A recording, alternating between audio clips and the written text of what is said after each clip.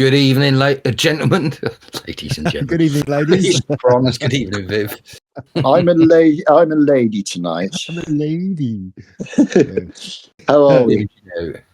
I'm knackered. I'm still alive, just about. Yeah. How are you? I'm all right. Tired. Yeah. So here we go. Thursday, March the 6th. It's Storm in the Teacup, episode 4. Fantastic. Thanks. And we were just discussing this going out on YouTube and the strangeness about the AI and getting involved with things. So if I just quickly sort of explain that, Bronze had sort of pulled up the video and noticed that in the about part of it had brought up people that we'd spoke about in that video, I guess, trying to drum up some, if people are searching for a particular name, they might find our video. But we were just saying how intrusive that is. And what do you think about it? Yeah, well, we do not approve. It's, as you said, it comes up. It seems like something scans our conversation, picks out certain names that we talk about, and then underneath it automatically adds people mentioned with pictures of certain people we mentioned during the conversation, and it seems a bit. It doesn't pick out everyone we mention. It only picks out certain people we mention. Sometimes it picks out someone whose name is mentioned who we don't even talk about. The name might be mentioned in passing. So it would be nice if we can find a way to get rid of that, because I don't like that very much. I'm not comfortable with that. No, I'm not comfortable with it either. I suppose YouTube would attempt to mitigate this by saying, "Oh, it's just to drive listeners to the site, to the channel. It's a kind of advertising. We're helping you, can't you see?" But it means essentially that it's not 4D's channel anymore as such, because he can't stop this. Presumably there is a way to stop this. There may be a setting, and I would suggest that 4D, as the owner of the particular site, the YouTube channel, gets onto the moderators and says, "Well, hey, look, I don't want this stuff on my channel. Could you please remove it?" It's just really misleading, isn't it? We mentioned, say, I'm not going to mention anyone, actually. I'm getting scared of mentioning anyone now. It didn't mention Norman Wisdom. Norman Wisdom. Why isn't Norman Wisdom? Norman Wisdom. Yeah, Norman Wisdom. Can we have a picture Norman of Norman Wisdom? Did you mention Norman Wisdom last time? I did mention Norman Wisdom, and also I didn't. No, I didn't. I did mention Groucho Marx. Marx Brothers. So did I. I think they probably have a library of pictures of people that come up quite often in videos, and the more obscure ones like Groucho Marx and Norman Wisdom, they probably don't have pictures, so they don't get included. Yeah, it would be nice. I find it obtrusive. It's obtrusive, you know. It's obtrusive, and we don't have a say in it. That it should be something that we have a decision on. That we should be asked if we want to have that feature included. Yeah. Well, and I don't think I've seen that. I was just looking at some of the channels I look at, and yes, all of them have got it on. It must be a new thing, because I haven't seen that before. So I think you've picked up on something that's only just been added. So I'm glad you picked up on it, because we're hot on the press news wise, and that's what we like to be. So that's really cool. But yes, so I would estimate that we probably mention 20, 30, maybe even 40 people when we have a chat, and it's an invasion of maybe I didn't want those 13 highlighted. Maybe I wanted the other 2 mentioned. It's yeah, like you say, it's out of my hands, and I don't like that. And I would assume a lot of, if this is a new thing, I would assume a lot of content creators will be saying much the same. Yeah, have to search Brave or something, or a proper search engine to find out if there's a forum about this, if people are objecting, because it is misleading as well. Our conversation was not about the people there. Some of whom were mentioned in passing. Exactly. I did do a quick search just as we were talking there about in YouTube, seeing if there is a way to switch off this feature. And there's nothing specific, but there does seem to be a feature in YouTube called automatic places, where you can be talking about a place or a location and that will come up automatically, which may give away your location. So you may not want that you may not want your location to be revealed. You know, you might mention a local restaurant or something close to where you live. Yeah. And if you don't uncheck this allow automatic places feature in YouTube, it can quite often add that automatically. So it seems like a similar kind of function, but not quite what we're talking about. Yeah, similar. Yeah, definitely. There must be a way to uncheck this somehow. They can't actually, well, I suppose they can. They own the platform. Who owns YouTube? Zuckerberg, isn't it? Google. Oh, it's Google, isn't it? Yeah. Which I believe in turn is Alphabet. I think is a parent company. I think above Google. Yes. It's very interesting, isn't it? Very interesting. I would say, Google's the worst out of all of them. I'm fingers crossed we're entering a new, part of history where things like this are going to change. But, and I was also going to say, it's part of this is incredible. I think it's amazing that we've reached a point where we can have an AI computer scan what we say and pick up where places, people. It's an amazing, very scary, as we've just said, and not wanted, but slightly got a revel in the in what we've created as mankind. Yeah, I think another aspect is a lot of this stuff, because these are global companies. And they are, I think, regionally, they operate slightly differently. It's like I was talking about last week about YouTube stopping me from watching videos with a VPN. And if I moved the VPN to a different country, then it would allow me to watch the video. So it seems like the UK region maybe operates by slightly different rules from other regions, although you're still using the same platform. You're still using YouTube. You're still trying to watch videos on YouTube, but there may be slightly different restrictions depending on where you're located. Yeah. Well, did you see that the UK government had contacted Apple and done some dodgy deals with Apple on surveillance of the British public? Yeah, of course. Yeah, they wanted a backdoor to their encryption, their iCloud encryption, and as a result, I believe Apple just said no and they withdrew the service. That's I think I read something else about that. I think they're trying to work something out with that. So I don't know, that may continue on. That story may not be over. Yeah, but what scares me about that story is that they were stopped because it was America. But I wonder if they've already got all those rights to us, because as we well know, we've lost a lot of our rights without us even knowing it. But I wonder if the things we're worried about are not worth worrying about because we've been monitored for a long time already. What astonishes me, I think this is probably over across the board, but are we really that important to be monitored? I suppose everyone gets monitored now, but I don't know. I don't quite know. Well, I guess we're important in some respect for them to want to do it. It's just all about control, isn't it? They just want to control everything and everyone. Yes. I was just going to say that I don't think it's that we're important. We may have mentioned one or two. Well, we did, those 11 people. And as we've said, they're controversial people, perhaps. And not even that. I expect they monitor absolutely everyone. The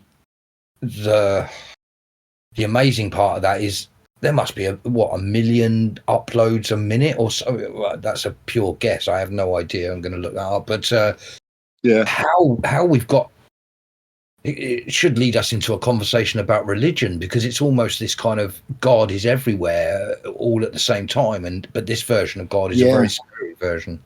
Very, very well said. You know, it's all going to be automated. There's not like there's a person checking every single video, so it will obviously have certain things. The algorithm is written to flag up certain things, so it will automatically be scanning everything, and then it will just flag up certain things according to how the algorithm is written.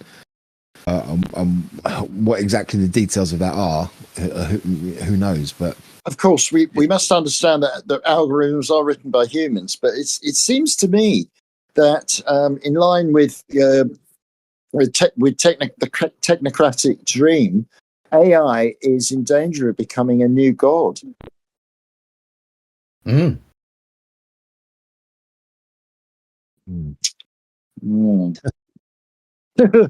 It's caused us all to pause. That's what I meant by it. It's kind of a concept of God, but a scary version of it.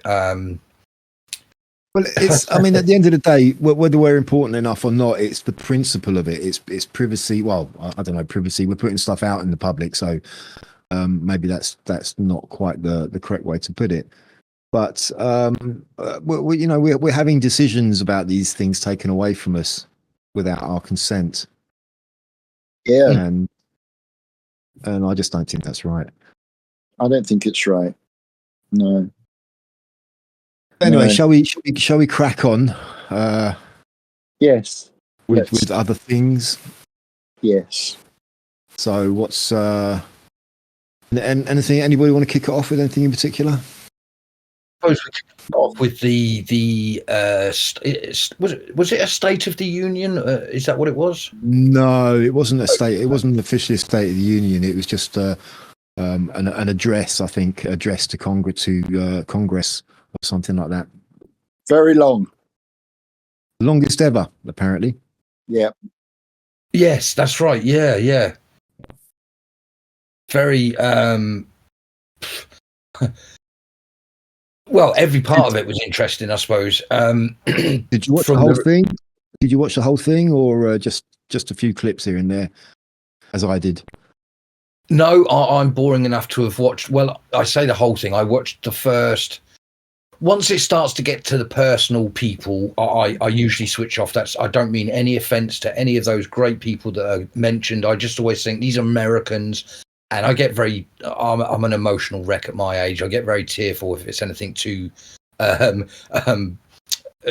tearful. And they're always a sob story. So I kind of switch off. So I watched what I would class as the important bit at the beginning, him telling what's happening and that lot of it. Did the President of the United States speak without notes that were all recognizable notes? No, he was reading off an auto cue at some point. Right. I guess they'd have to. Yeah. I loved the first bit that was interesting or fun was as Trump was walking in. One of the Democrats shoved a kind of I forget what the sign said. So this is not normal. This is not normal. That's it. Thank you. That's it. This is not normal. And you just see someone from the other side of the aisle grab it and throw it into the background. And I just thought, because I was watching it live and that was him walking in, and I just remember thinking, oh my God, this is already, I rubbed my hands together. Here we go. Well, you know what, that sign, there was one thing missing from it, and that was an arrow pointing to her face. Yeah. She has got one of the smuggest faces that you've ever seen.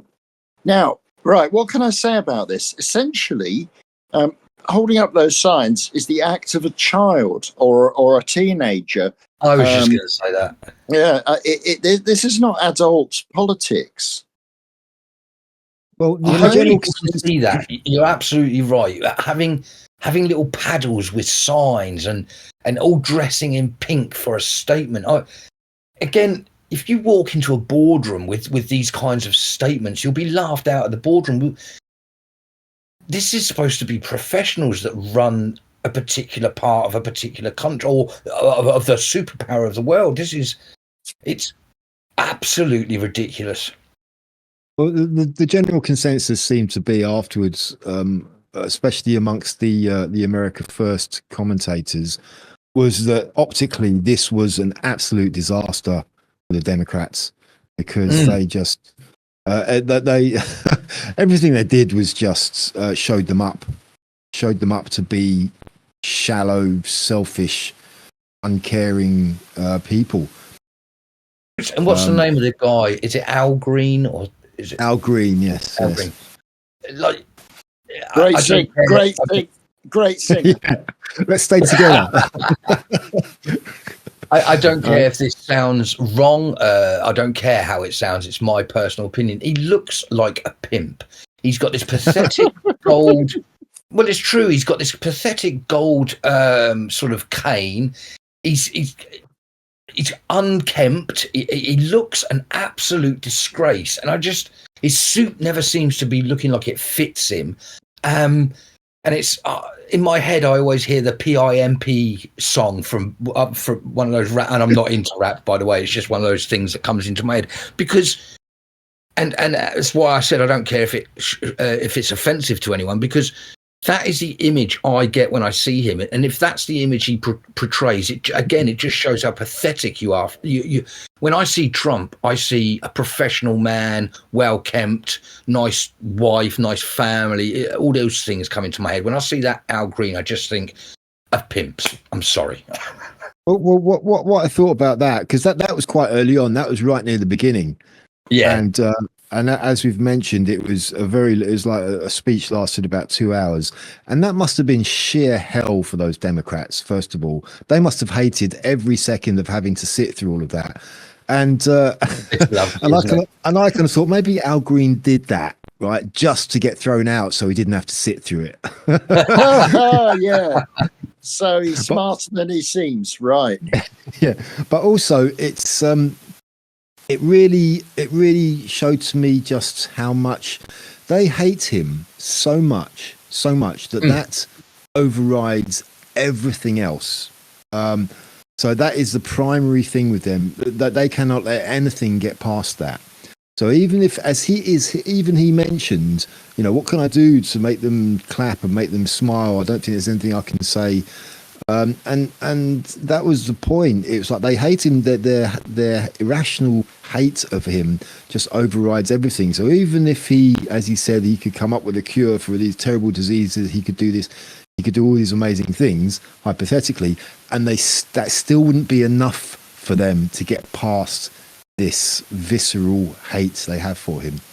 And that shows what type of people. Yeah. That shows what type of people they are. The type of people they are authoritarian liberal bullies. No, it goes back to what you just said. It's the childishness. Because again, if three of us have a disagreement, if one of us has a childish spat and storms off, in fact, we had someone was talking to us, and that's a very childish thing to do. You grown-ups carry on talking. Yeah, of course. There was a moment when they when some of them had pulled off their shirts and had a T-shirt with the word "resist" on it. Now that resist what? What, a democratically elected president? Is that right? Resist to me sounds like the French resistance, who are underground, who are in danger of being killed by Nazis. Well, and actually, in Second World War, Yeah, and actually, Al Green was shouting, "You have no mandate." It's they obviously don't believe that, because they know how these systems work, but they want their side to.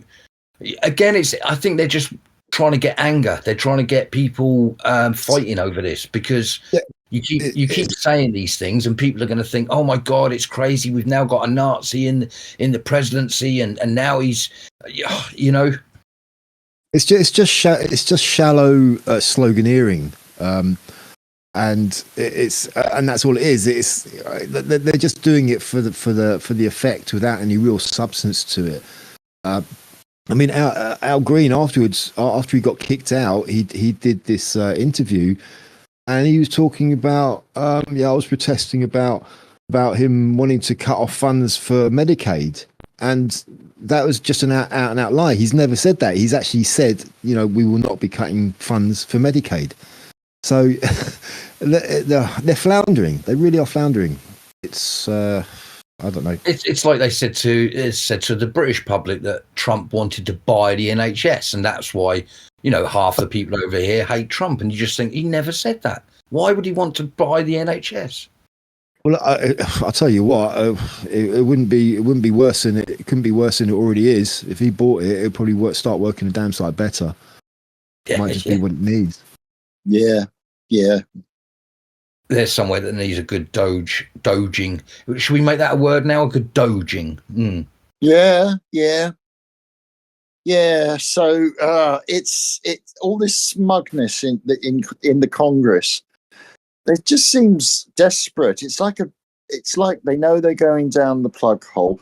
They know that the incoherent, childish woke business, which has lost really a lot of their grip on reality. They're floating off into some kind of abstraction, and it's the last gasp, is it? Are they? Yeah. They're not rebels. They're not the rebels. They are the man. They are the man. They're fighting against the man like there's some kind of student in the 1960s. They're knackered. They're tired, and they've got nothing new to offer. Well, they're losing a lot of their traditional support by all accounts as well. It's waking up an awful lot of traditional Democrat voters who are just saying, "What the hell is this? What the hell has this party become?" It's just turned into something really very, very I don't know, weird and strange and not genuine. No, I've said it before, and I'll say it again. I think in 2017, when the whole Q thing started, I think at that point they wouldn't have started something if the battle hadn't started, and they wouldn't start something if they were in the middle of the battle. So, from personally, a small point of view would be that they must have already had a state where they knew things were okay. So where I'm going with this is, I think in 2017, at that point, they'd taken out some of the heads, shall we say, of this Hydra, of this deep state, of this whatever we want to call it, that's been running the world. I think they took them out, and the Q thing was to catch the low hanging fruit, and when I say the low hanging fruit, I mean the Nancy Pelosi's, the Starmers, the people that are in the public that people know about. They're the puppets of the people we don't know about, and I think the Starmers and I have to watch what now that we know AI is listening to words. The people that lead this country and the people that lead other countries, I think they were told what to do by people that we don't know about. Those people that we don't know about were somehow either silenced, taken out, or dealt with in some way. And so what you're seeing now is the headless chickens. You're seeing them without a father figure telling them what to do. Now the father's gone, and I mean deep state, DS, and this is how pathetic they are, because again, the DS people wanted morons. They don't want clever people working for them. They don't want people that can work their ass out from their elbow. That wouldn't be good for them. So you're watching the morons that rose to the top because they were the best brown nosers, and you're seeing how pathetic they are. I think we have to. I want to say this before anyone listening gets the wrong idea. When we talk about the deep state, we're not talking about how our words could be twisted. It's not a particular religion here. No, It's not a nation. no. It has nothing to do with that. There may be members of that particular religion. This is not some conspiracy theory. We're talking about very, very powerful, some of whom are known, of course, people who run hedge funds, who run financial institutions, who are embedded within the deep state, who run things, but are largely out of sight. Okay. I mean, not many people would know about some, at the head of Vanguard or BlackRock or JP Morgan. I mean, they're known, but it's not really public figures. Well, actually, Yeah. I think it's even higher than that. I don't think even higher than that. Yeah, sure. As in, I really don't think we even know the names of the people that we're talking about. But I'm glad you've put that in. That's right. We're not. This is not a. This is just. Well, exactly what you said. Anyway, yeah. Well, just to add on what you're saying, Fordy, about Q, I think a major part of that operation was to raise awareness amongst the general public. It was a direct way of communicating with the average person generally, directly, and bypassing all of the media and the social media and the big tech. It was just direct to the people, and it's amazing how much traction it actually gained, because it started off as just this unknown poster on 4chan, and it just grew, and it became a worldwide phenomenon. Once the Anons got hold of it and got stuck in and started to believe in it, there was no stopping it, and it worked. It really did work. It has just created so much awareness about the nuts and bolts of what's going on behind this. And with regards to the actual deep state as such, as we just defined it, it's almost, I kind of see it as maybe like it's been going on for so long and it's so huge, all the tentacles and the machinations of it. It's kind of like an iceberg, and you can't stop an iceberg, and if you start to take out or disconnect the ones who are really running the show, then, like you say, it just becomes uncontrollable. And maybe that's what we're seeing now. It's just they realise that they are not in control anymore, and they don't know what to do. Yeah, sure. Well, I was thinking, do you want to go there? Because I would assume most people that if anyone listens to this, most people won't know what we're talking about. Do you want to go into a subject dive into the whole Q thing? Because I haven't heard many Brits talking about that. I've heard many Americans talking about it, and it's an American thing. Do you want to go there, or should we carry on with the maybe? I'm quite happy to do that. I was just thinking the other day, actually, it's a shame we've not got a few more of these under our belt, these conversations, because if we were approaching episode 17, we could be quite a good one to get into this with that significant number. But I don't mind. I mean, there are a couple of other things I'd like to bring up tonight, but if you want to get into that, then I'm okay. Well, it we've could got be about an hour. Yeah, about an hour. There could be a brief précis of the Q thing, which I'm not actually that I'm not that up with. But a brief sort of explanation of what the Q whole Q business is.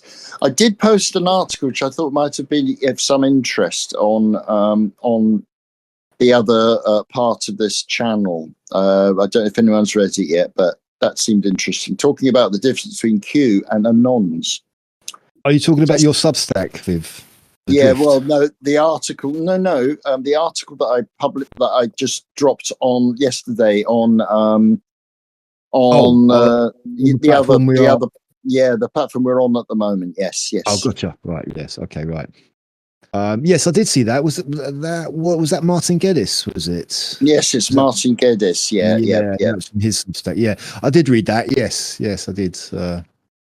But yeah, I mean, Fordy, you're the resident Anon here. Do you want to kind of just give us a Q for Dummies, a 10 or 15 minute Q for Dummies explanation? or even less than that. You know, even just less, yes. a précis, you know, of what it basically is. Yeah. Okay. Okay. Very briefly, because I've always thought it was strange that I got into it early on. So, as Bron said, it was. I believe 4chan was. Am I right in saying it was the first kind of absolute free speech place? Is that how we would explain 4chan? More or less, yeah. Effectively, Yeah. for this conversation, I think, yeah, you Yeah, could be so it was completely anonymous. You could post stuff on it and be anonymous. Hence the term. That's more anon. appropriate actually for the anons. Yeah, so it was an anonymous place to post anything you want, and as I found out, you go there and you would find some very disturbing stuff because people could be free on it. However, some entity, something, someone started posting on there things, various things, and for some reason, people started to integrate in having conversations with this person, this anonymous person that was saying things about the government, saying things about Assange, saying things about the other guy whose name escaped, Snowden. And then on no, it was literally just things that you would have seen on the from those two people. And then on the what was the date? It was the 28th of October 2017 was the first kind of what the announcers would call the first official post of this entity, this person, whatever you want to call it. And the first post was HRC extradition already in motion, effective yesterday with several countries in case of cross-border run, passport provided to be flagged, effective 10th to the 30th at 12:01 a.m. Expect mass riots organised in defence and others fleeing the US to occur. USMs will conduct the operation while NG activated. Proof check.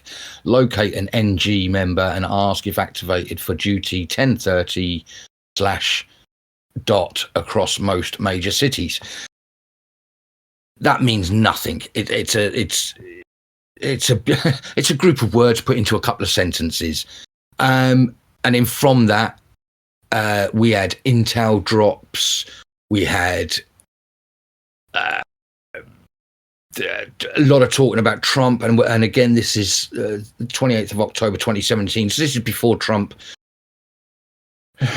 All the things that we know about Trump had even been known. He was fresh back then, saying that he was part of a group that wanted to stop the pedophile rings of the world. I don't know if I should have, and in fact I might take that word out when I edit this, because I know that's a word that we're not supposed to use. But and actually from a personal point of view, that's why I did a deep dive into it, because for my own personal reasons and the things that have happened in my life, I have big issues with stuff like that. So yeah, looked into it, and because it was a very military, and I want to point out I'm no one special. I just did 15 years in the army, and if anyone knows the army, I was in the REME, the Royal Electrical Mechanical Engineers. I'm no one special, but it had all of the posts had a very military theme to them.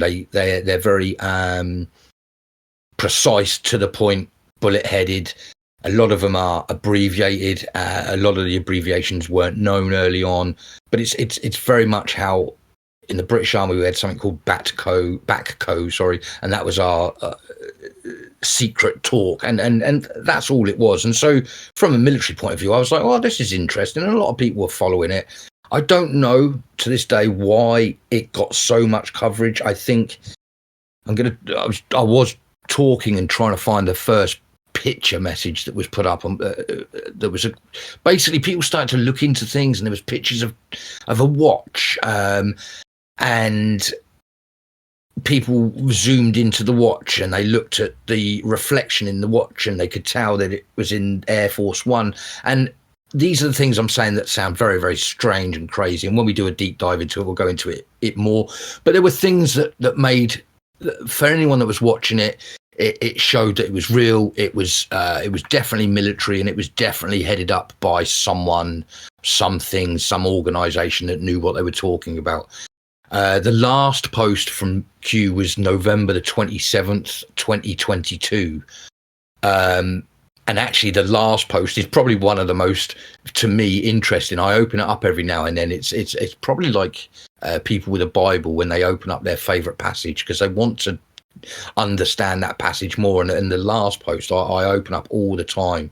And so, as I've said, that I'll just quickly read. The last post from Q was, "What is coded in your DNA?" Next line, "Who put it there?" Next line, "Why?" Next line, "Mankind is repressed." Next line, "We will be repressed no more." Next line, "Information is knowledge." Next line, "Knowledge is power." Next line, "Information is power." Next line, "How do you protect your DNA?" Next line, "There is a war for your DNA." Next line, "Protect your DNA." Next line, "Ascension." Next line, "Q." All very, very interesting stuff. Most of it, anyone who calls themselves an anon, all we were doing was once the intelligent anons had worked out that it was real and Trump was involved and the names that were involved, that we all started to do deeper dives into things. And one specific thing I will point out is that when Jeffrey Epstein ended up getting arrested, a lot of us had already found out what was going on Little St. James Island. They'd had drones flying over it. Q had posted pictures, and in fact, a great time to say that some of the pictures have only just come out from Pam Bondi, is it? And every picture that she's released is ironically pictures that were released by Q back in 2017 or 18, whenever it was. Thus, to me, proving again it's realty. But I don't know if I go off on one, and I'm autistic myself sometimes. I don't know if that's explained it very well. I know Bronze can explain things much better than me. So if you want to quickly say what you want to say about it, yeah. I like that. Before Bronze puts his point across, I really liked that it's framed nicely. The first and the last, short and sweet. Oh, thank you. Cool. And there's very, very, very much of great interest in between those two as well. I think what it seems to have been is not so much one person but a team. Okay, this is it amongst the nons. It seems to be this is the accepted thing, that it was a team of people, quite possibly no more than 10, and it was a mixture of military personnel and civilians, and that somehow or other the Donald was intimately connected with that team and was well aware of what was going on, and there's so many Q proofs that Anons keep putting out. Some of them require a bit of a stretch of the imagination, but I think there is enough in there to actually say, yeah, there's something to this. And just like I've said, the amount of traction it gained very quickly was something something notable. And and he's Q stopped posting, as you say, in 2022. Quite possibly because the levels, the information that needed to be put out to get people looking at these things and researching them and getting the information out there, while bypassing all of the legacy media and big tech and all of that, who would always quite often censor or not allow any of this stuff to get through. It worked. It worked. There's no doubt about it. So much so that it has been if you go to anywhere in the MSM who talk about Q, it is always smeared. It's always put down as a crazy conspiracy theory, or oh no, that's nonsense, or oh, that doesn't exist. That's not a real thing. You're just a lunatic. So the fact that they are obviously rattled by it, they are rattled. It worries them. So that also is kind of evidence that there is something to this. When the Mockingbird media start labeling things as conspiracy theories, as disinformation, misinformation, when they trash various ideas, movements, groups, individuals, I get interested. I think, so I think there might be something in this then. But far from being dissuaded, I'm interested. It makes me interested. I think, there might be some truth in this then. If the media, if the legacy media is so set against this, then hey, hang on a minute. And actually, you've just described exactly what an anon is.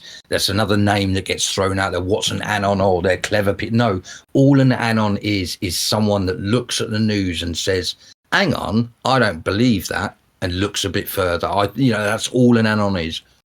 Yeah, I see. Yeah. Well, yeah, fair enough. Yeah. You mentioned, Viv, the Martin Geddes post about this, and I would recommend reading that, because he is. I mean, Martin Geddes is an excellent writer. He's very good, and he lays things out really in a really good way, and he lays a lot out in that article. It's not very long, but he explains a lot about it in a very easily digestible way. And one of the points he makes is how they framed it as, because we talk about Q and we talk about anons, but they framed it as QAnon, and which is kind of a tactic that they use to put it all into one basket and label the whole thing as nonsense, and to smear and to try and denigrate anyone who has any interest or belief in it, because there's no such thing as QAnon as such. Like I said, there's Q and there's the anons. But yeah, if anyone can find that on Martin Geddes's Substack, I would recommend reading it. It does lay things out quite well. Geddes is a good writer, I must say. Yeah. And he's a brave person as well. He's come up with a lot of. It's been pretty bad for him, actually. Oh, absolutely. He's taken the fight to them. He's standing up. He's standing up and taking the fight at a cost of his own self. So yes, he's a warrior. He's a warrior. Yeah, he is. Yeah. And actually, and also very, very quickly, if anyone's interested in what the Q drops were, if you just go to qalerts.app, it's kind of my Bible. That's where all of the drops are. You can search them in any order. You can also, one thing I like to do on there is you can search particular words and phrases and see where they pop up in particular posts. And if you want to search any of the words that we've said prior to that, you can find out how many times they've been mentioned there, see how they're mentioned. You can also find that a lot of things that the news will tell you about the Q or the anons is not true. I can't think of one off the top of my head, but you'll find that your search for something that they say is a Q drop, and it's not there. It's not true, because again, they want you to think it was crazy so that you don't go looking. Yeah. Okay. Well, maybe we can get deeper into that one another time. But I think that is probably okay for the time being, just to set the stage, as it were. Yeah, I like that. And going back to the addressing America, we go on for our green to that. How shall I say this? No, sorry. That rancid, shriveled up old old woman and Nancy Pelosi. I know who you're talking about immediately. I know.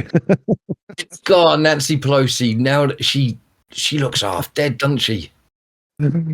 What's going on with her mouth? She looks like she's constantly chewing on something. Yeah. Actually, that genuinely shows brain problems.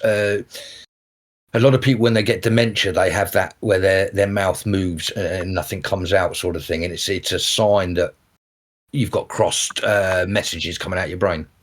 Yeah, it's also about. She's high on amphetamine or something.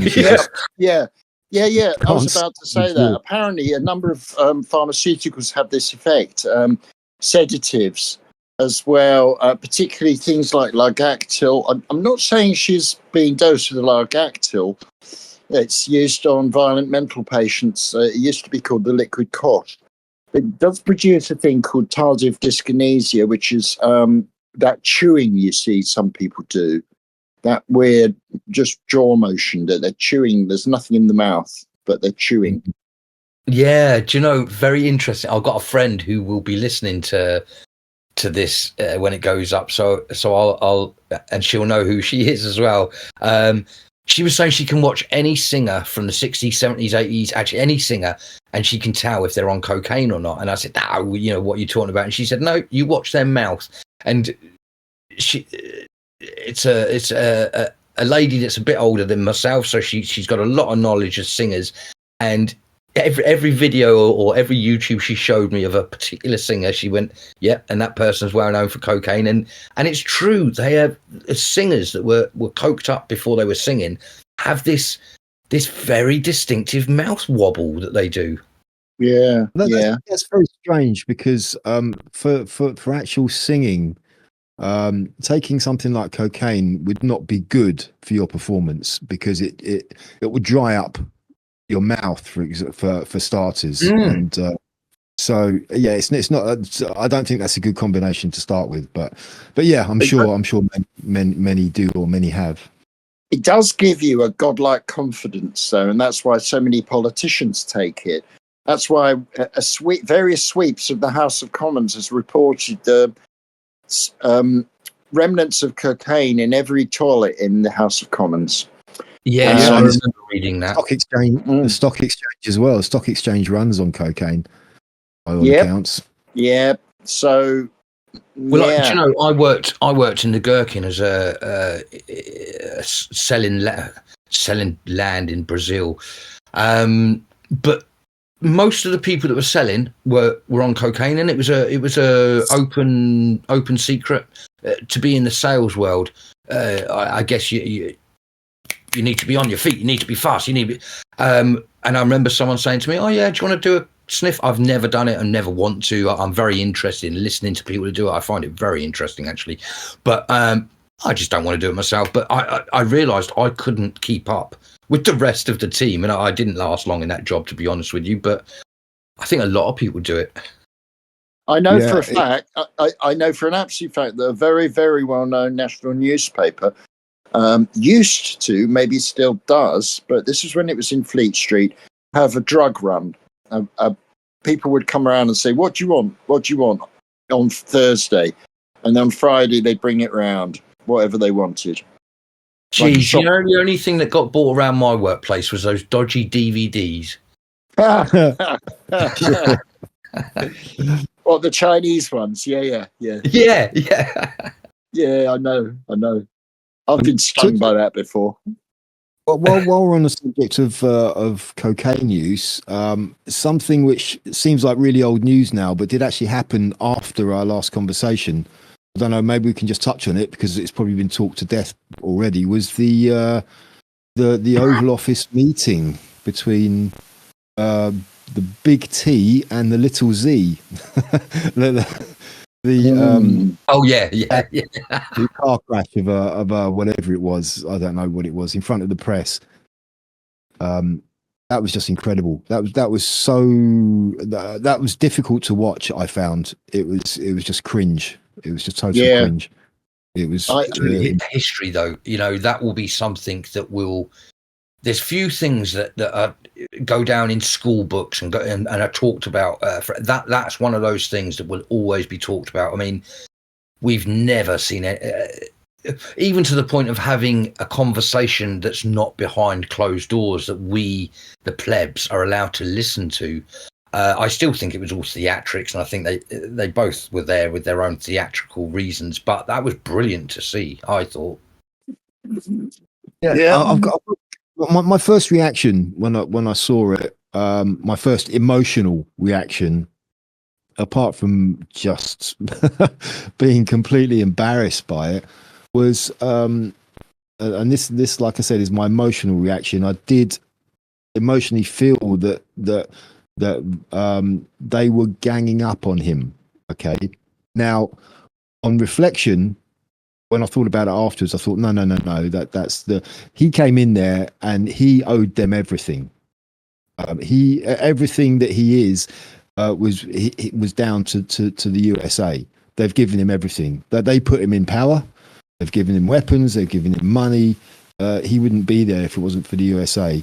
And he's gone to the Oval Office, and he couldn't even dress up in a suit. I mean, that you might think that's a minor thing, but it's just the setting. It's a sign of respect, and he had no respect. I think that's absolutely right. I think it's important. I do think it's important, the way you look. And this look he's chosen is the look of an actor, because he's playing a part of a military commander. He's dressing khaki and fatigues and whatever, and he's acting. Yes, I mean, I think he went in there on false pretenses. He went in there to sign a deal. I mean, he's meeting with quite possibly the most powerful man on the planet. Okay, a man who, if he really wanted to, has it in his power to destroy the world or to save the world, ultimately, talking in general terms. Okay. And he went in there with this whole premise of signing a deal. Let's get let's bring peace. And once he was in there, that's quite obviously not why he was there. Whether he was told by whoever who is controlling him, because let's face it, he's not in control. That guy has no power. He's an absolute puppet. And he was told, you got to do this, you got to say that, you got to do this. And he tried that, and he wasn't allowed to get away with it at all. He got rumbled. Yeah. So, I think that's what it was for. I think that's what it was for, was to show people the truth of the matter, because what you've just explained there is something that a lot of people won't know. I was talking to some of the youngsters. I don't think they did geography like we did. They don't know really what Russia means, and they just know that it's Putin, and they know that he's meant to be a really bad man, and that's kind of all they know. But to put it in perspective, I mean, Russia is the biggest country in the world. That's a start. So it means they've got quite a lot of resources at their hands. But also, I think most people would agree that the three superpowers of the planet at the moment are America, China, and Russia. So again, they're an important player on the planet. And then we go to Ukraine. Ukraine is a tiny country, and to put it into an equivalence, I think it's the equivalent of the Isle of Wight going to war with England. It's a ridiculous concept. It's not going to work. And then if we go to a playground scenario, you've got the three biggest, hardest people in the school. One's called Russia, one's called America, and one's called China. One of the little, and they've all got their own little lackeys, little groupies, and one of the little groupies has picked on one of the other hard men, and he's gone to his hard man and said, "Can I have some boxing gloves? Can I have your help, your support, so that the other big man doesn't beat me up?" And that's all well and good for the first week, but then the little guy starts making out that he's bigger than everyone else because the other big guy won't hit him. That little guy normally gets his head smashed into a pulp, because no one likes the little guy that has the big guy protecting him, and it's the mouthy one, and that's what I see as him. He's just this mouthy little boy that's got big T-Man behind him.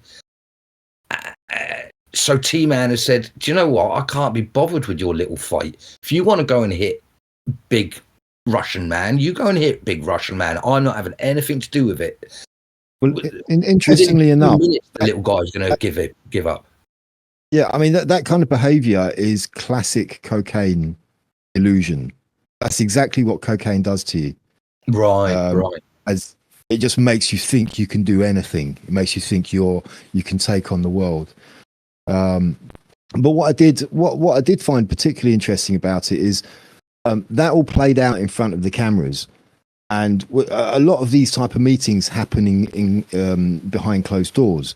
And I'm sure that sort of thing happens all the time. They have these big arguments when these people meet, but you never get to see it. But this was played out in front of the cameras for everyone to see. For public consumption. Yeah. And I think that was quite a big part of it.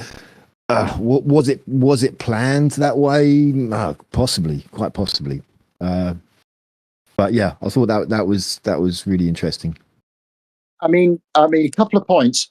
As quick as I can be. Ukraine has a lot of land. It's a big land mass, but as you say, it's not especially powerful. But there's something about Ukraine that is liked by the ruling class. It could be a lot of things. There could be the money, the chances for money laundering. There could be people smuggling. There could be the gain of function laboratories, of which we know very little. What the hell are they doing in there?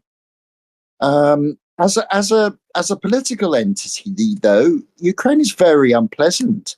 I mean, they've ethnically cleansed. They've cleansed ethnic Russians from a number of areas within Ukraine.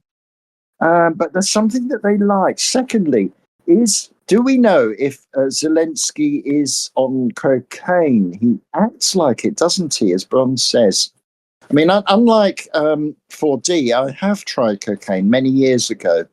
And it does give you this sense that you're just brilliant. You are brilliant. And then it wears off. And then, hence, the reason it's so addictive, you think, I love that feeling. I want it again. And you take more. And you take more and more and more. I've known someone who died from cocaine addiction. But is he a coke user? Yes, it's very possible, isn't it?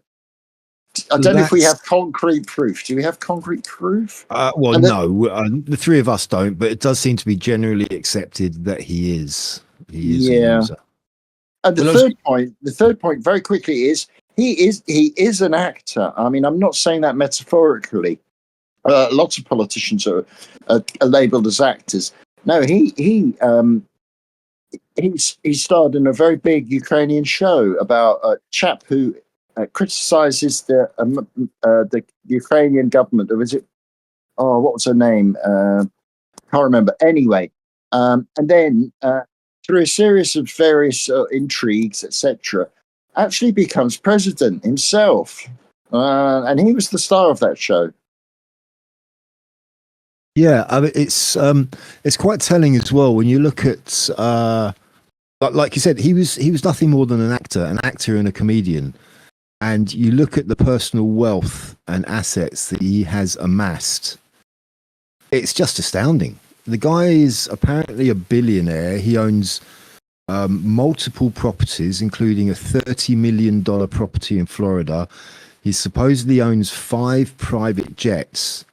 You don't get that sort. You don't amass those sort of riches being a comedian and an actor in Ukraine. You know, where has all that come from? It's another question, another unanswered question. Or it's not unanswered. We can speculate. Yes. I mean, is there an audit trail? Where is the audit trail for all this money that's going from taxpayers in the West? Well, maybe we might get there. We might get that. We'll see. Maybe that's in the pipeline. But it did. What one thing that fallout did do was gave the Donald a reason, a cast iron reason to start looking into that. To actually, I mean, he's already apparently suspended. I think is the term they're using. Suspended military aid to Ukraine. And Zelensky seems to be talking out of both sides of his mouth. On one side he says, "Oh, I regret it. That was regrettable. I want to get back and talk to the US government again and work something out." And then on the other hand, he's cozying up to all these EU leaders, and I think he said something. What was it, like the war will never end, or something along those lines. It's just you're getting really conflicting messages from him at the moment. It seems like he doesn't know where to turn. Well, it is a model of the military-industrial complex that the best war is a forever war until it isn't. Oh, yeah, yeah. Until and if we have to finish that one, then we'll just start another one. Yeah. Afghanistan, get rid of the Taliban, get them out. Yeah. 20 years later. Abdul. and 20 years later, Taliban back. Yeah. Yeah, and on your 2 points, America had an actor who was a president, but I remember Reagan was more of a professional film. He was more of a professional actor, shall we say? When you look at the man that we're talking about, he was in a lot of transvestite sort of stuff. And again, it's irrelevant. I'm not saying anything about that, but it's not serious stuff. I would go out on a limb and say that the possibility to get into cocaine in that industry also is very high. And then the other point of view of why, I think Viv said there's something special about Ukraine. There's something weird about Ukraine. But, well, when you look at Russia, as I say, Russia is the biggest landmass on the planet. But all of the business, or Moscow, let's just talk Moscow. Moscow is right on the west coast of Russia, and actually all of Russia's stuff is right over on the west, right bordering on obviously Europe. From the south, they've got China, which is another massive superpower of the world. So from a military point of view, Europe can't go via China or via the south to interfere in Russia. It's not possible. You'd have to get through China as well.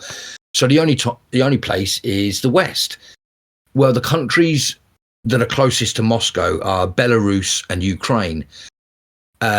You could also say Lithuania and Latvia, but they're the north. They're kind of north. Yeah, so, the Baltic states. Yeah. Cheers. Yeah, the Baltic states. So personally, if we're going to break it down to goodies and baddies and be very childish let me be childish for a while. I'd say that I believe that the Europeans are the baddies in this particular little game that I'm playing. And if I play as the baddies, the best place for me to monitor the enemy out of their capital city and out of all of their production lines that come out of the seas that are around the east of Moscow, it's going to be Ukraine or Belarus. So I would just say that they rolled the dice. They looked at Belarus and Ukraine, decided to go into Ukraine. And I'd say that Europe have been setting up false flags, things that are going on in Russia for the last 50 years. I'd say that's why that it's come to Ukraine today, because Q said he was going to reveal everything, and unfortunately, the war between Russia and the West is coordinated by a bunch of what begins with N's, from Ukraine? Yeah, I think NATO is quite a big part of this, and NATO is effectively, or has been effectively, the USA. The USA have basically controlled and funded and provided all of the most of the armaments for NATO, and it's NATO which seems to have caused all of these problems with Russia. Now, what's happened in Ukraine? I think Ukraine was chosen by the deep state, as we've called them, to be a hub of all of their illicit activities. And it just so happens to be bordering on Russia, and you've got NATO. Ever since the fall of the Cold War, NATO has had designs on pushing itself up to the borders of Russia. It's been continuous, and Russia has been quite tolerant, to be honest with you. If you saw that video I put up, that guy Jeffrey Sachs talking to the EU Parliament, laying it all out, it's very interesting. Ever since Gorbachev and Bush Senior shook hands after the Soviet Union fell in 1991, they had an agreement that NATO would not go an inch further eastward, and ever since then, NATO has continued to push further and further eastward. So I think I think NATO's quite a big. Maybe NATO is an asset of the deep state as well. Maybe that's an operation which has been captured by them, because I'm sure the CIA had a lot of control over NATO and everything that's been going on over there as well. So I don't think we can underestimate the worries that Russian people, and I don't just mean the political people, but others have about the way NATO is moving closer to Russia. And it's understandable, really. I mean, during the communist years, and I have to add that a lot of people seem to think that Russia is a communist state. It seems extraordinary to me. Yeah, no, it's hyper-capitalist, hyper-consumerist. Yes, the Soviet Union doesn't exist anymore, but they're still pushing that as if it did. You know, this big bad communist authoritarian threat, and they've never let that go. Whereas Russia has changed, but the messaging about Russia hasn't changed. Because it works, because it's been imprinted on us. The Russians, the Ruskies, the Russians are coming. They're going to invade. I read people. Nowadays, I still read people who say, "Oh, Putin's plan, without a shred of evidence, of course, is that he wants to move through Poland, Germany. He'll be on the borders of England soon. I tell you, chaps. You know, Yeah, but when it's a plan that we've heard about for about 20 odd years, longer, isn't it? Longer, man, much longer. He's the worst strategist ever, because he's going to die before his plans played out. It's ridiculous, isn't it? I know. He can't even take over Ukraine. He wanted to take over the whole of Ukraine, and he couldn't even do that. I'm sure if he wanted to do that, he could have done that. The thing is, we got such double standards here. The United States had a proper freak out when the communists set up in Cuba, led closely to nuclear war, perhaps the closest we've come to this. Bay of Pigs. Bay of Pigs, indeed. So they're not going to they wouldn't put up with who they saw as a hostile power. So why should the Russians put up with NATO going right to the borders? And they will be into the borders if Ukraine is admitted into the North Atlantic Organization, which has outgrown its use because it was set up to stop communism encroaching. You always miss out the T in that. Is it because you don't know what the T stands for? Treaty. Oh, I was going to say, you always seem to say the word without the T in it, and I always think, I know. It's a bit of a problem with this word treaty, because I didn't sign a treaty. Oh, I see. Got you. The people didn't sign a treaty. No. And also, there's there's no need for NATO anymore. The North Atlantic Treaty Organization was for. Yeah, I don't think. Again, yeah, it's like you say, they just want to keep this never-ending war. But in my time, all of the war was the Middle East. The last 20 odd years, again, the only problems have been in Middle East, and I think some of those have been manufactured to create wars. But most certainly, one of the ways that they decided, Brzezinski, the great chessboard, decided that how to bring down the Soviet Union, which was already in trouble in the 80s, already in trouble. Even in the 70s, cracks were showing. Cracks were showing it basically because things like, well, the Russian people wanted blue jeans. They really wanted blue jeans. I'm taking this as a microcosm, a micro thing. Yeah. But they couldn't get Levi's, which are great jeans. Let's be honest. Not as great as they used to be. Oh yeah, damn right, mate. Damn right. Yeah, when they stopped. Yeah, but I think what you're saying is it was starting to fall apart because that's what happens with communism. Eventually, it does. It's not sustainable. The promise of communism is a kind of lie. It's not equality. It's just replacing one leader, the Tsar, with another bunch of leaders. The not Comintern. What were they called? Oh dear, my memory's failing me now. What was that group of Russian leaders ridiculously parading on Red Square? Anyway, that lot. The communists. Communists. Oh, right. The oligarchs. No, not the oligarchs. During communism, there was a name. There was a name for them. Whatever they were called, the regime. I've forgotten the name. Apologies.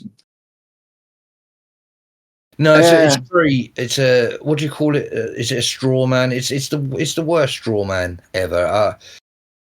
I think we've said it many times. I'm an 80s kid. Everything was Russia bad, America good, America good. That's all I grew up on. Films, music, everything. I then later joined the army, and with my childlike mind, hated the Russians and they would be the bad boys, and there was other people that we had as bad boys, and joined the army. And I can tell you, everything is a lie. It's all lies. They all talk to each other. There's things I can't talk about because of signing the Official Secrets Act. But I tell you, it's all corrupt. It's all, and the whole Bosnia thing that I still suffer from today. That the truth of Bosnia, I've given out little memory sticks to about, what was it? I had 9 of them made, where I've written down some of the worst things that I experienced in Bosnia, because one day all of the things that have been hidden up will be known, and poor twats like me are going to have to let people know that it wasn't as what people think it was. We may be the bad guys. NATO was searching for a role, wasn't it? After 91, Soviet Union collapses, NATO's thinking, oh shit, rather than doing the decent thing, saying, okay, our mission is complete, we will dissolve. No, they looked around for another role. Yeah. It's much like a charity when they've done it all, it's done, we've sorted out, we've destroyed this terrible disease. So they don't say, okay, that's it, let's disband the whole thing. No, they change their focus. They keep on going because, let's face it, a lot of people would lose their jobs. A lot of people in NATO would lose their jobs. It's very much like the whole anti-racism movement. The last thing the anti-racism movement want is to get rid of racism, because then they would be out of a job. The whole reason for their existence would be gone. So yeah, because racism in the 90s was in the UK, things were looking all right, Things were looking all right. Yeah.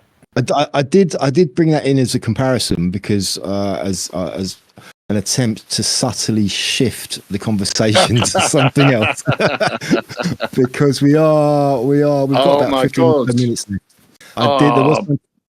I don't know if I don't know if I want to talk about the race industry because it's such a big subject. No, it's something. It's not the race industry as such. It's a particular thing which has recently happened in the UK with regards to these. The UK government, the Labour government, has sent out these to magistrates these new sentencing guidelines. Yeah. Have you heard about that? Oh yes, and it's very again very disturbing, isn't it? It is. God, we are so lost in this country. Yeah, basically what it is they have. I mean, this is not a law or anything like that. These are what they call guidelines, sentencing guidelines. They send out to magistrates to say, when you're prosecuting cases, this is kind of what we'd like you to follow. And these guidelines basically say that they should be more lenient on ethnic minorities and cultural and minority faith groups than they should be against anyone else. Effectively saying it's anti-white racism. If you're a straight white guy and you're charged with the same thing as someone who is not a straight white guy, quite possibly your sentencing will be harsher than theirs. That's what it is. And it's unbelievable. It is unbelievable. Yeah, I think it's a quango called the Sentencing Council. Yeah. Yeah. I think I'm quite lucky on this one because personally, as a transsexual Rastafarian, I think it's good. It's good for me, and I am going to be letting the world know that is how I identify. Yeah, same with me as a llama. You know. Yeah. Oh, you Viv, you took that. You took the words out of my mouth. I'm a llama. I'm a llama too. We're all llamas. We're all llamas, man. Yeah, I agree. The PSRs, the pre-sentencing reports, it's ridiculous. The law is supposed to be colorblind. You know, the law is supposed to be act without fear or favor. And to say that ethnic minorities are more childish, which is what it's saying, isn't it? Oh, they can't help themselves. Well, they're under oppression. They're under oppression, aren't they? The reasons for them issuing these guidelines don't seem clear at all. There doesn't seem to be any reason given why these guidelines are being issued. That's the thing. It's just like inequality. It's inequality, but it makes it sound. The law. If you break the law, you break the law. It's that simple. That's all it is. You know, there's no kind of propensity here for saying. I think they're also trying to play to their voter base as well. I mean, cultural minority faith, cultural and faith groups. Now, who does that remind you of? Of course. But this is really silly what they're doing. It's really silly, you know.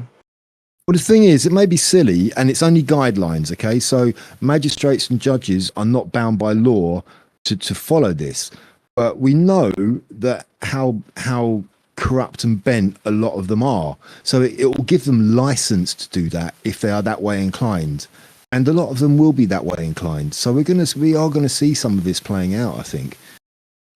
We're already seeing it playing out. That's the point. I think it's this kind of things where they've shown us the truth so that we can see what actually goes on.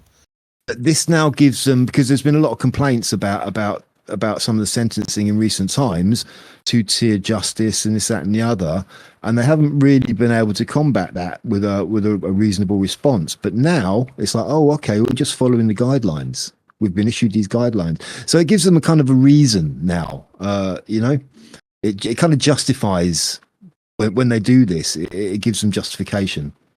I just think it's really embarrassing. If I were of darker skin from this kind of pinky blue color I am,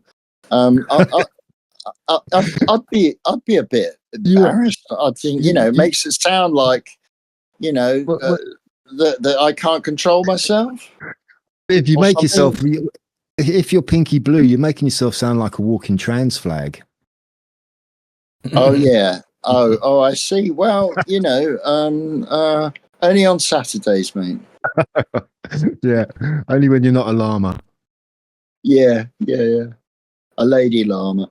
Look, It, we if can, used, we can joke about this, and we should be yeah. able to joke about this because, um, if people want to identify as llamas, I'm cool with that. That's fine. You know, when it's enshrined in law, you begin to wonder, though. Hey, whoa, what's going on? What is the underlying issue here? You know? Yeah, Mental I mean, people can indulge themselves in their fantasies as much as they want, but it's Yeah. when the rest of us are forced to go along with it as well. I heard a very good analogy. I can't remember where now, about if you have someone who's anorexic and they say to you, "Oh, I think they may be skinny as a beanpole," and they come up to you and say, "I think I'm really fat. Do you think I should go on a diet?" You're not going to say, "Yeah, go on a diet," are you? That's right, and Well, I've used that one quite often to people. The anorexia one is a great one to use because you wouldn't do that. It'd be wrong. Yeah. But by the same token, you wouldn't hate that person. There's no no. reason to hate anyone. Absolutely. Quickly to say that Labour are worried about this. Labour are really worried about this accusation of two-tier justice. And I noticed that the Justice Secretary, she's called Shabana Mahmood, has actually written to this censoring council. And I've just got an article here. She says, as someone who is from an ethnic minority background myself, I do not stand for any differential treatment before the law for anyone of any kind. Well, that's well said, I think. And I hope other people within Labour understand that this is. Yeah, but it's just words, Viv. It's like, why do they issue these guidelines in the first place then? She's the Justice Secretary. I'm sure she had the power to say, no, we can't be doing that. No, it's a quango. No, it comes from a quango. That's why, which is quasi-autonomous. Yeah, but do they still not have the power to say, hold on a minute, no, withdraw that? Can't they just put a veto on that, or and just stop it, or get it withdrawn, or it just seems. Look, the quango has more power than the government. Okay. Well, it's because it's nominally independent. Nominally. Yeah, so that doesn't give it. Yes, indeed. I know, but it leads into another question, and we're running out of time. Is that one of the techniques that government have used in the last, I don't know, perhaps since the Blair years, is to set up, first of all, following industry, is to set up groups which are outsourced. So therefore, it gives you plausible deniability. I didn't do that. I didn't say that. A big boy did it and ran away. That's what I'm saying about the Justice Secretary. Her words are literally Mahmood. Yeah, Mahmood. Yeah, she's activating her plausible deniability by putting out that statement, whereas she probably doesn't really care. At best, she doesn't care about it. She may even be in favour. Yeah, I don't know. I mean, she said it, which is something. But it's a politician saying things which 9 times out of 10 are lies. So we know that when a politician's mouth is moving. I know, but these agencies, these quangos, these outsourced groups, they've just become vehicles which are unaccountable. Essentially they're unaccountable, and we're bewildered at all this. That it's the most reactionary, demented, and racist people are pushing crazy ideas, from the sentencing council that we just talked about to climate change committee. They put this stuff out. Government says, not me, boys. Nah, that was them. That's not us. Yeah, but of course they're working together. They're working together. I know that. Exactly. They don't come out and say this is wrong or we agree with this. They just say, oh no, it wasn't us. And that's as far as it goes. They don't. They should take it further and get a bit deeper into it and provide more information about what their position is, and are they okay with it or are they not? And if they're not, why are they not doing anything about it? And if they're okay with it, how on earth can you be okay with this nonsense? Exactly, because the state itself set up the quangos. Yeah, they gave the imprimatur for the quangos and to exist. taking a model from offshoring, which has destroyed British industry by sending it to countries like India and China. Yeah. Well, we're rapidly approaching the witching hour. Viv, have you opened any of your old Christmas crackers and pulled out any other particularly bad jokes to round us off tonight? Oh, why are pirates? Why are pirates pirates? Because they are. What do you call a one-eyed dinosaur? Oh, okay, go on. Do you think he saw us? Yes, you boys know all the dad jokes. All right, try this one. What's brown and sticky? A stick. You see, they're all Bronze thought he had one there, but no, we all knew that one as well. Yeah. Okay, I'm gonna have to really work a bit harder on my dad jokes. Yeah. All right, fellas. Yeah. On that note, we'll say good evening, and I'll speak to you next week, guys. Yeah. All right. Nice one. All the best, fellas. Yeah. Cheers. See ya. Cheers. Bye bye.